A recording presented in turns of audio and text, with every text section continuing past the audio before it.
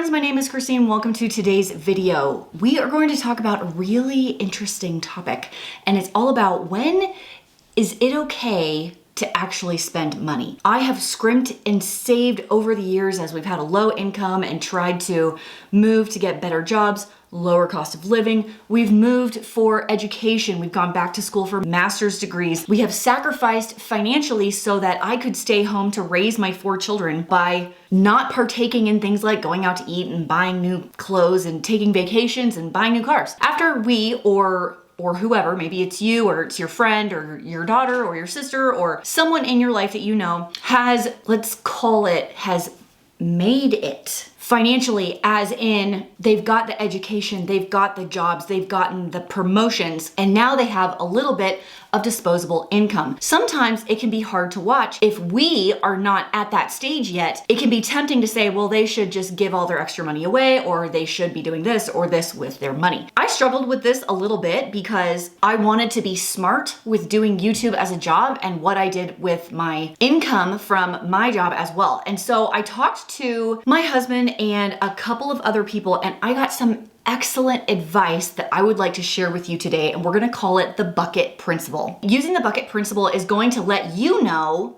when it is okay for you to spend on frivolous things, let's call it, and not feel guilty. The bucket principle helps you to let go of the guilt after you have spent all of these years paying off debt and saving for retirement and maybe saving for your kids' college and all of these things, and you've accomplished them. Now what? The guilt is a real thing. What the bucket principle means is you have priorities of how you divvy up your money. As long as all of your buckets are being filled and there's extra, that's okay to spend. And here's what I mean by that. Let's say bucket number 1 is all of your monthly expenses. This is going to be your house, utilities, gas for your car, food, clothing that you need, maybe cell phones, the things that you have to pay every month to live. So that is one bucket, and you've filled that bucket. You've taken care of your responsibilities, set it to the side, we're good. Bucket number 2 is going to be emergency fund. If you're not there yet, if you don't have a solid emergency fund for an emergency, we do need to be allocating some money to that. But let's say that your emergency fund is full and you're done and that bucket is full, set it to the side. Next up are sinking funds. These are gonna be things that come around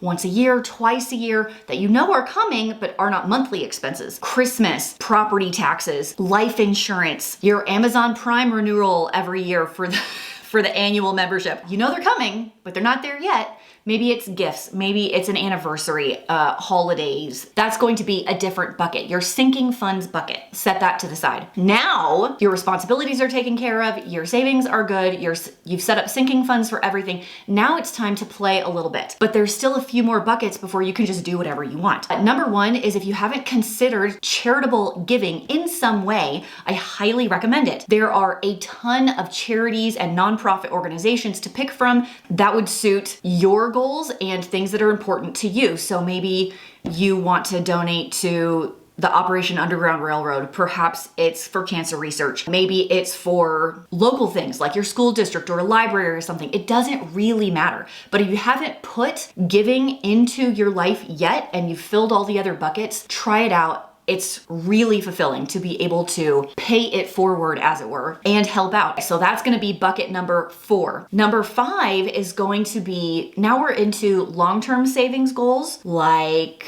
you want to buy a car for cash, or you want to remodel your kitchen. These are large ticket items that you can't save up for and pay for in a month or 2. It's going to take 6 months, maybe a year. We need to set aside something for that. Have we done retirement, kids' college? If you're choosing to do that yet, that's yet another bucket. So now we're up to 6 buckets if I'm mathing that correctly. I haven't had my afternoon snack yet, so it's hard to say if my math is right now. So now that we've covered the 6, let's say, necessary buckets, needs, a couple of wants, some savings goals, planning for our future, giving, long-term savings, now what? Let's say we filled all the buckets. Well, now it's okay to spend stuff. Let's say you filled all the buckets and you have $1,000 extra a month. You can do whatever you want with it. You can increase your charitable giving. Maybe set aside $500 a month for a travel fund because you decided you want to prioritize travel. Maybe you would like to take that $1,000 and put it towards your kids' activities. Maybe you want to redo a room. Maybe you want to buy a couch. Perhaps you want to get the designer purse, go ahead and do it. Because all of your buckets are taken care of, all of your responsibilities are met, even things that aren't technically heavy responsibilities, and you are also giving, that is when you can spend the extra. As long as all of your priorities, whatever they are being taken care of every month with your income, and maybe you get a bonus, maybe you work some OT, maybe you get a stimulus check, that's when you can do whatever you want. You have my permission. You have your permission. And don't feel guilty about it because you are being smart with what you have and you just happen to have some extra. So go ahead and spend it. Your spending is going to look a little bit different than my spending. I'm probably not going to go out to a lot of restaurants because that's not really important to me. Perhaps I'm gonna spend some cash on some workout shoes and that's not important to you, and that's okay. Wouldn't it be boring if we were all the same? That, my friends, is the bucket principle given to me by a close family member of mine. It was really eye-opening for me when I heard about this,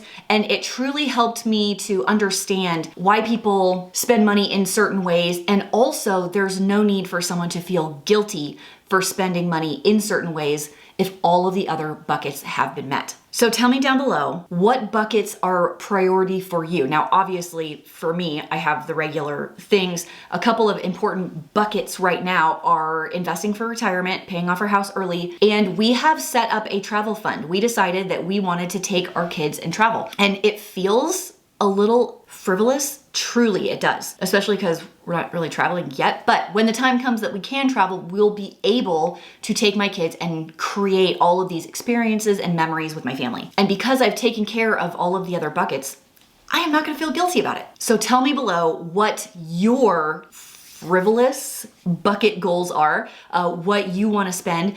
If you're not there yet, what will you want to spend on whatever you want, because everything else has been taken care of. If you enjoyed this video and you want to see other videos that have to do with like money and budgeting and things like that, hit the subscribe button. I'd love to have you stick around, and I will see you in the next video. Hey, I wanted to close out this video with a little bit of a thought. It is something that happened to my stepdad. I want to share it with you really quick, which has changed my perspective on when we can do all of the things. You know, Dave Ramsey's live like no one else, so later you can live like no one else. So I want to tell you the story about my stepdad who did that. He was extremely frugal. He saved all of his money for retirement, and he ended up retiring early. For the 10 years of his retirement, he was ill. Started with cancer, fought it, like kind of beat it a little, but not really, and was never really the same after that. It came back and it was everywhere, and he hung on for another couple of years, and he ended up passing in 2019. He was young, and when I look at him in his life, he was the ultimate, like, pinch every penny for later. He never got to do any of those things. I'm not saying that's gonna happen to everyone, and most likely won't, but you're also not guaranteed tomorrow. My point, kind of, with this video and a perspective of mine that's changed over the years, if your stuff is taken care of and you have a little bit of extra, I'm in the camp of go ahead and do it now, because you don't really know if you're gonna have time later. I get really, really sad when I think about him and all the things he wanted to do and never got to do. It's hit me really hard in the last year and a half since he's been gone, and has definitely shifted my ideas about when I would like to do things. And honestly, I want to do them now instead of waiting until I'm 55, waiting until I'm 60, 65, whatever, and then trying doing them, because I may not make it that long. I just wanted to conclude the video with my personal perspective of why I think it's important to take care of things earlier than maybe you originally thought. Something that my stepmom often says is you can't take it with you. So if you do have a little bit of extra, go ahead and enjoy a little bit of it. We are supposed to enjoy life a little, and scrimping and saving just for the sake of scrimping and saving when you could have gone to that dinner, or you could have gone on that trip, or you could have bought the nice shoes. I promise it's gonna be okay.